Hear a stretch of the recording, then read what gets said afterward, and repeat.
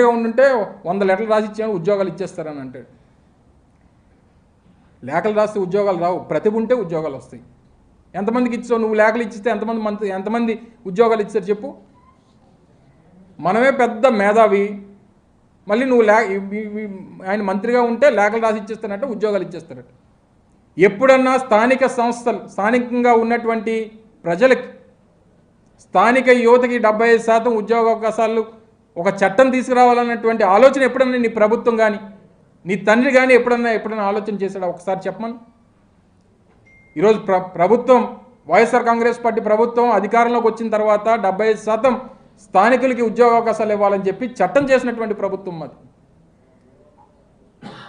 సంతకాలు పెట్టిస్తే రేపు నా లెటర్ హెడ్ మీద రాసి ఇచ్చేస్తే ఉద్యోగాలు ఇచ్చేస్తారంటే రేపు అందరూ చదువు మానేసి అందరూ నా ఇంటి ముందు లైన్ కట్టేస్తారు. కట్టేసి సంతకాలు పెట్టిన వాళ్ళందరికీ, మినిస్టర్ గారు లేఖలు రాసి ఇచ్చిన వాళ్ళందరికీ ఉద్యోగాలు ఇచ్చేస్తానంటే కంపెనీలు నడుపుకోక్కర్లేదు. ఏం మాట్లాడుతావు? కాస్త బుర్ర ఉందా నీకు? అందుకే నీకు ఈ పేరు పెట్టారు. నీకు ఈ పేరు పెట్టిందే దానికి. ఇష్టం వచ్చినటువంటి మాటలు. నేను ఏదో మాట్లాడుతూ మళ్ళీ జగన్మోహన్ రెడ్డి గారి కుటుంబ సభ్యులు జగన్మోహన్ రెడ్డి గారు విమర్శలు చేస్తున్నారు, వాళ్ళ కుటుంబ సభ్యులనే సరిగ్గా చూసుకోలేకపోతున్నాడు అనేటువంటి మాట మాట్లాడాడు. చెప్పు, నీకు మీ తాత నందమూరి